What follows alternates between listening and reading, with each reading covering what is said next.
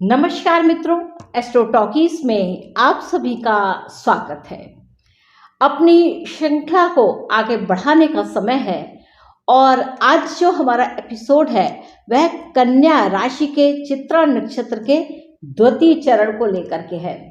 तो इसमें जो हमारी वार्ता है, जिस चीज़ का हम यहाँ पर संदेश देना चाह रहे हैं वह क्या है कि कर्म विपाक संहिता में बहुत सी ऐसी रेमेडी संग्रहित हैं जो कि भगवान शिव ने स्वयं बताई हैं। यहाँ पर क्या है कि ये जो कर्म विपाक संहिता है इसमें शिव और पार्वती का आपस में संवाद हो रहा है और पार्वती जी प्रत्येक राशि, प्रत्येक नक्षत्र और प्रत्येक चरण के लिए शिव जी से उनके पापों के प्रायश्चित करने के लिए यहाँ पर वह उपाय पूछ रही हैं, रेमेडीज पूछ रही हैं। तो यहाँ पर क्या है, शिव जी रेमेडीज तो बताते ही हैं लेकिन साथ में यह भी बताते हैं कि पूर्व जन्म में या इस जन्म में इन्होंने क्या पाप किए थे। तो भगवान यहाँ पर पाप भी बता रहे हैं जो पूर्व जन्म में हुए थे या हम इस जन्म में भी करते हैं। तो जैसे ही आपको पता हो कि आप ऐसा पाप गलती से कर जा रहे हैं तो उसको सुधारने के लिए ये बहुत ही अच्छी रेमेडीज है ताकि इस जन्म में ही लेखा जोखा पूरा हो जाए। तो ये चित्रा नक्षत्र है यह मंगल के द्वारा रूल होता है। दूसरी बात, ये जो राशि है यह बुध की राशि है। तो बुध की राशि में मंगल का होना यानी कि और संघर्ष को देना, लेकिन अंततः विजय यहाँ पर मंगल की होती है। यानी कि जैसा वह भाव सोचते हैं वह उस तरीके से वीरता के साथ यहाँ पर निकल करके आते हैं और अपने झंडे गाड़ते हैं। तो यहाँ पर यह जो नवमांश में आता है यह कन्या नवमांश में आता है। तो यहाँ पर क्या है, बौद्धिक कौशल को दिखाते हुए आप अपने मंगल की जो एनर्जी है उसको यूज करके आप अपने आप को स्थापित करते। तो कन्या राशि अपने आप में वैसे ही संघर्षशील राशि है, यानी कि नित्य नए संघर्ष को करते करते अपने जीवन को बनाती है। कन्या राशि का जो अगर समय देखा जाए तो इसको अपना फल देने में 32 वर्ष लग जाते हैं, यानी कि देर आते हैं पर दुरुस्त आते हैं। तो ये कन्या राशि की खूबी है। तो यहाँ पर अपने वापस विषय पर आते हैं कि यहाँ पर जो संवाद है वह शिव और पार्वती जी के बीच का संवाद है और इस संवाद में शिव जी एक एक चीज की रेमेडीज यहाँ पर बता रहे हैं। तो शिव जी यहाँ पर कहते हैं कि देखिए, पुण्य से ही लक्ष्मी प्राप्त होती है, यानी कि जब आप पॉजिटिव कर्म करते हैं तो लक्ष्मी प्राप्त होती है और आप संतान से सुखी भी रहते हैं। तो हमेशा ध्यान रखिए कि आपने पुण्य कितना कमाया।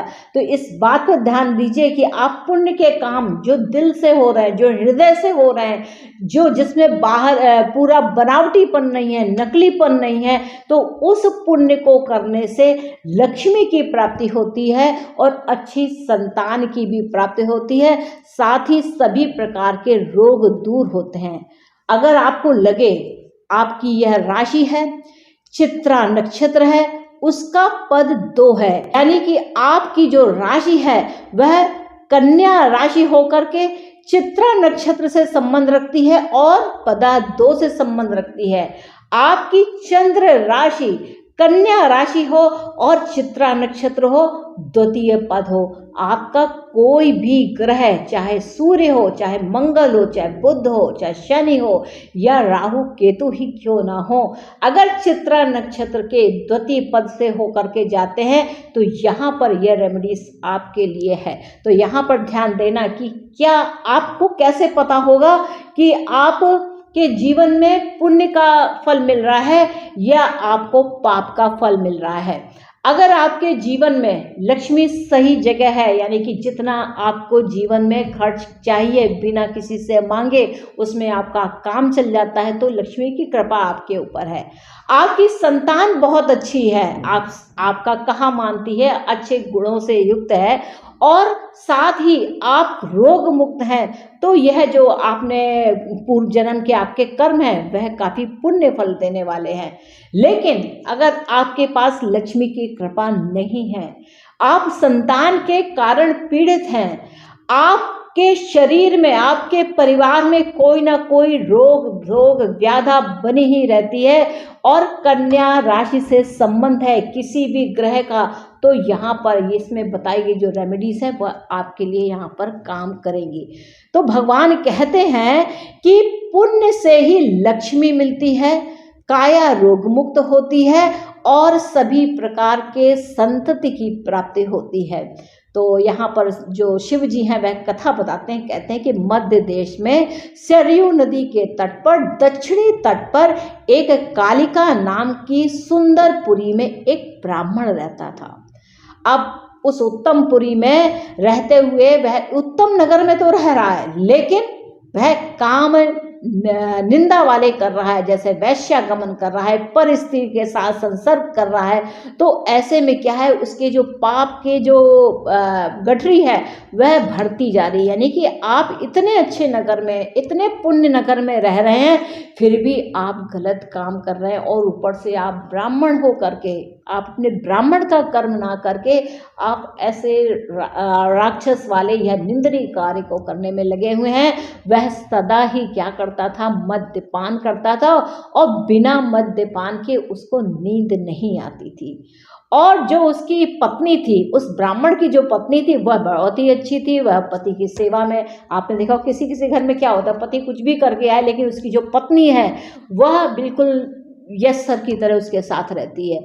यानी कि उस पति की वह सेवा करती है, उसकी सारी गलतियों को माफ़ करती हुई, उसको क्षमा करती हुई उसकी सेवा में निरंतर लगी रहती है कि ये तो पति है, ये तो कुछ भी कर सकते हैं। लेकिन देखिए पाप की गठरी कैसे कैसे भरती है और उसके कैसे कैसे फल मिलते हैं। तो वह कहते हैं कि वह अपने दुष्कर्मी पति की नित्य प्रति पूजन करती थी। इसी तरह बहुत सा समय व्यतीत हो गया और एक समय आया कि उस ब्राह्मण की, वो जो दारू पीता था, जो मद्यपान करता था, जो वेश्यागमन करता था, जो वेश्यावृत्ति में लगा रहता था, पर स्त्री के साथ संसर्ग करता था, तो उसकी व्याघ्र से मृत्यु हो गई। यानी कि व्याघ्र ने उसको घायल करके उसको खा लिया। अब जब वो जो उसकी पत्नी थी, उसका पति जो ब्राह्मण था वह मर गया, तो उसने जो उसकी पत्नी थी उसने उसके साथ सती हो जाना ही उचित समझा और वह उसके साथ सती हो गई। अब सती होने के कारण क्या हुआ कि उसको सत्य लोक में उसको स्थान मिला और वहाँ पर उसने सुख भोगा, क्योंकि वह तो अपना काम बिल्कुल निर्मलता के साथ कर रही थी, जैसे एक पति वराणी स्त्री को करना चाहिए, लेकिन उसका जो पति था वह ही गलत काम कर रहा था। लेकिन सजा देखिए पूरे परिवार को मिलती है। तो यहाँ पर क्या हुआ, जब उनके पुण्य क्षीण हो गए तो उनको मृत्यु कुल में जाने को मिला। अब जब उनका पुनः जन्म हुआ तो फिर क्या हुआ कि उस जन्म में वह जो ब्राह्मण था, उस वह ब्राह्मण बचपन से ही बीमार रहने लगा, यानी कि बाल्यावस्था से ही बीमार रहने लगा। और जब विवाह के योग्य हुआ तो उसको वही पत्नी मिली जो पिछले जन्म में उसके साथ पत्नी थी। अब क्या हुआ कि संतान, शादी तो हो गई, विवाह भी हो गया, लेकिन इस बार उनके संतान नहीं हुई, क्योंकि इतने पापों की गठरी उन्होंने पाल रखी थी, तो कैसे संतान हो जाती। और लक्ष्मी की भी कृपा यहाँ पर कुछ जाती रही। तो भगवान शिव कहते हैं कि अब मैं उसकी शांति को कहता हूँ, उसे आप ध्यान से सुने। तो भगवान कहते हैं कि आपके धन का, आपका जो धन हो उसका छठा भाग पुण्य कार्य के लिए खर्च करें। तो यहाँ पर छठा भाग का मतलब क्या है, मान लीजिए कोई 1000 रुपये कमाता है और उसका छठा भाग निकालते हैं तो यहाँ पर करीब 150-200 रुपये जो होता है। तो ये जो 150-200 रुपया है, यानी कि यहाँ पर उससे ना खर्च करें कि आपकी 1000 तनख्वाह है तो मुझे 150 रुपये खर्च करने हैं, मेरी 10,000 है तो मुझे इतने रुपए खर्च करने हैं, ऐसा नहीं सोचना है। आपको रेगुलरली इस भाव से कि मेरी बाधाएं दूर हो, मेरा कर्ज दूर हो, मेरे रोग मुक्त हो जाऊं, मेरे जो शत्रु हैं वह किसी भी रूप में है वह समाप्त हो जाए, उनके लिए आप नियम पूर्वक, क्योंकि जो छठा भाव है वह निरंतर काम करने वाला है। यानी कि जब आप छठे भाव के या षष्ठ भाव से संबंधित जब भी कोई उपाय आता है तो वो काम आपको रेगुलर करना है। तो आप नियमित एक बना लें कि मुझे इतना काम इस काम के लिए खर्च करना है, यानी कि पुण्य काम के लिए। पुण्य काम क्या क्या है? आप दान कर सकते हैं, किसी के लिए पानी व्यवस्था कर सकते हैं, किसी के लिए भोजन की व्यवस्था कर सकते हैं, किसी के लिए आप छायादार वृक्ष लगा सकते हैं, आप फल लगा सकते हैं, फल का वृक्ष लगा सकते हैं, आप हरी घास लगवा सकते हैं, मंदिर में कुछ आप दान पुण्य कर सकते हैं, आप जो आपके घर में जो सेवादार हैं उनको दे सकते हैं। तो इस प्रकार से जब आप पुण्य कार्य करते हैं तो आपका जो धन है वह पुण्य कर्मों में खर्च होता है, जिससे आप रोग मुक्त होते हैं, आपकी संतान अच्छी होती है और आपके घर में लक्ष्मी की कृपा होती है। इसके साथ उन्होंने और बात बताई कि गायत्री मूल मंत्र का 3 लाख जप करें, इसका दशांश हवन करना है, तर्पण करना है और मार्जन भी करवाना है। इस प्रकार से आप कर सकते हैं। आप हवन, तर्पण और मार्जन के लिए ब्राह्मण को बुला करके उसको अच्छे से दक्षिणा दे करके आप उनके पास रखें। जब वह ये मंत्र जाप करें तो आप उसका श्रवण करें। नहीं तो आप जो ऐसे यूट्यूब है या कहीं भी आप इस मंत्र को, गायत्री मंत्र को सुनते हैं तो उसका नियमित आप श्रवण करें तो भी आपको यहाँ पर लाभ होगा। इसी प्रकार एक रेमेडी उन्होंने और बताई है कि 10 प्रकार की गौओं का दान करें। अब गौ का दान यहाँ पर क्या है कि अगर आप गौ दान, एक गाय ही अपने आप में ठीक ठाक पैसे की आती है, तो आप 10 प्रकार की गायों के लिए आप उनके भोजन की व्यवस्था कीजिए, उनके लिए छां लगवा दीजिए, छप्पर लगवा दीजिए, उनकी सफाई की व्यवस्था करा दीजिए। आप गौ की सेवा करिए, 10 गौओं की भी सेवा करते हैं तो आपको यहाँ पर पुण्य फल प्राप्त होता है। और मीट मांस की तो बात ही छोड़ दीजिए, ये खाया तो महापाप लगने वाला है। और आपको यहाँ पर कुछ भूमि का भी दान करना चाहिए। अगर आप जैसे भूमि के दान में सभी कहेंगे कि 1 फुट भी अगर जमीन उनको खरीदने को हो जाए, तो जैसे मंदिर कहीं बनाया जा रहा है तो ऐसे में, या गौशाला का कहीं निर्माण हो रहा है या बगीचे का कहीं निर्माण हो रहा है, तो आप उसमें अपनी आय का कुछ अंश, कि मैं 10,000 रुपये देता हूँ, या आपकी जैसी आपकी हैसियत है, आपका जैसा स्टेटस है, तो उस हिसाब से आप वह जो मुद्रा है उस जमीन को परचेज करने के लिए वहाँ पर दें। जैसे गौशाला की ज़मीन है, बाग बगीचे की ज़मीन है, मंदिर बनाने के लिए जो ज़मीन खरीदी जाती है उसके लिए दान पुण्य। इस प्रकार से आप जब भूमि के लिए यहाँ पर विशेष रूप से दान करते हैं तो आपके जो पाप फल होते हैं वह यहाँ पर नष्ट होते हैं और पुण्य फल की प्राप्ति होती है। और भगवान ने एक और बहुत ही अच्छी रेमेडी बताई। उन्होंने कहा है कि गोविंदाय नमो नमः का जाप करें, और इस जाप को कार्तिक मास में, माघ मास में और वैशाख के मास में स्नान करने के बाद गोविंदाय नमो नमः का जाप करें, यानी कि ओम गोविंदाय नमः का जाप आप कर सकते हैं। एकादशी का यहाँ पर व्रत आप करते हैं तो भी आपको यहाँ पर बहुत लाभ मिलने वाला है। 1 मास में 2 एकादशी पड़ती हैं, और जब आप एकादशी को विधिवत करते हैं, यानी कि भगवान का, गोविंद का नाम लेते हुए जब आप एकादशी का व्रत करते हैं, कन्या राशि, चित्रा नक्षत्र, द्वितीय चरण के लिए अद्भुत यहाँ पर लाभ मिलता है।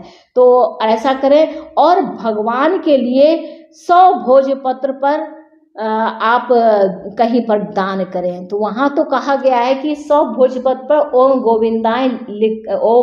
गोविंदाय नमः लिख करके भगवान के लिए अर्पण करें। लेकिन आप ऐसा भी कर सकते हैं कि भोजपत्र तो आजकल उपलब्ध नहीं है, लेकिन आप जैसे खाने की पत्तल है, यानी कि जो जिस पत्तल का जो नेचुरल, जैसे केले के पत्ते पे भोजन करने की व्यवस्था है, तो ऐसे आप 100 थाल, यानी कि 100 प्लेट, 100 प्लेट, यानी कि 100 केले के पत्ते, जहाँ कहीं भोजन हो रहा हो, जहाँ कहीं भी खाना खिलाने की व्यवस्था हो, वहाँ पर जाकर के आप इसे दान करें तो भी आपको इसके जो पाप फल है उनसे मुक्ति मिलती है। और हरिवंश पुराण को भी सुन सकते हैं। हरिवंश पुराण को सुनने से एक अद्भुत शक्ति की प्राप्ति होती है, चित्त में एक अलग ही प्रकार की शांति आती है, और आपके भी जो नेत्र हैं वह खुलते हैं और आप समझ पाते हैं कि आपने किस तरीके के काम करे हैं। यानी कि पूर्व जन्म में मद्यपान करना, पर स्त्री जाना, पर स्त्रीगामी होना, वेश्यावृत्ति करना, इस प्रकार के जो कुकर्म करते हैं और अपनी पत्नी को ना देख करके आप दूसरे तरफ निगाह डालते हैं, यह काम आपने पिछले जन्म में किया हो या इस जन्म में कर रहे हो, तो आप पाप के भागीदार बनेंगे। और पाप के भाग का आपको पता ऐसे चलेगा जब आपके घर में लक्ष्मी की कृपा ना हो, जब आपको संतान से समस्या हो, जब आपका शरीर रोग से लड़ रहा हो, यानी कि आपके शरीर में या आपके परिवार में ऐसे रोग हो गए हों जिनका कोई इलाज ना मिलता हो। तो ये देखिए, भगवान ने यहाँ पर पापों को भी बताया कि जो पूर्व जन्म में किए थे या इस जन्म में कर रहे हैं, तो इस प्रकार के जब पाप होते हैं तो इस प्रकार से उनके फलों को भोगना ही पड़ता है। देखिए, एक बात 100% निश्चित है, कभी भी पाप फल हो या पुण्य फल हो, उन दोनों के फलों को आपको अपने जीवन में भोगना ही होगा। अगर आपका जीवन सुखी है, आप संतति के कारण सुखी हैं, आप शरीर से सुखी हैं, आपके अंदर कोई रोग नहीं है, आपके ऊपर पर्याप्त लक्ष्मी की कृपा है, तो आप धनवान हैं कि आपने निश्चित तौर से कुछ पुण्य कर्म करे हैं। लेकिन अगर इनमें से एक भी फैक्टर आपका लूज है, यानी कि आप संतान से परेशान हैं, आपके पास धन की कमी है, आपके पास शांति नहीं है, आपका शरीर या आपके परिवार में बीमारी जाती नहीं है, तो निश्चित तौर पर समझिए कि आपका कुछ ना कुछ पाप फल का यहाँ पर भोग चल रहा है। तो मुक्ति के लिए इस प्रकार से शिव के द्वारा बताए हुए उपायों को करते रहेंगे तो निश्चित तौर से आपको यहाँ पर मानसिक शांति मिलेगी और आप देखेंगे कि आपके यहाँ पर्याप्त धन भी हो गया। और पर्याप्त धन की बात है, यहाँ पर असीम धन की बात नहीं है, क्योंकि जीवन के लिए पर्याप्त ही चाहिए, ज़्यादा नहीं चाहिए। ज़्यादा होगा तो वह राहु की तरह उल्टी ही करेगा। तो देखिए, यहाँ बिल्कुल इस बात को ध्यान में रखिए। तो नेक्स्ट एपिसोड में हम मिलेंगे तुला राशि को लेकर के। देखिए, यहाँ चित्रा नक्षत्र चेंज हो रहा है, तो तुला राशि में चित्रा नक्षत्र और उसका तृतीय पद को लेकर के। तो मित्रों, आपको मेरा एपिसोड कैसा लगा? अगर आपने मेरे इस एपिसोड को अगर एंजॉय किया है तो कृपया चैनल को लाइक कीजिए, इसको शेयर कीजिए और सब्सक्राइब करना मत भूलिएगा, क्योंकि जब आप सब्सक्राइब करेंगे और नोटिफिकेशन की आप बेल आइकन को दबा देंगे तो मेरे वीडियोस जैसे ही अपलोड होते हैं, जैसे ही पब्लिश होते हैं, वह आपको तुरंत ही प्राप्त होंगे। तो मित्रों, आज्ञा दीजिए, मिलते हैं नेक्स्ट एपिसोड में तुला राशि के साथ चित्रा नक्षत्र के तृतीय चरण को लेकर के।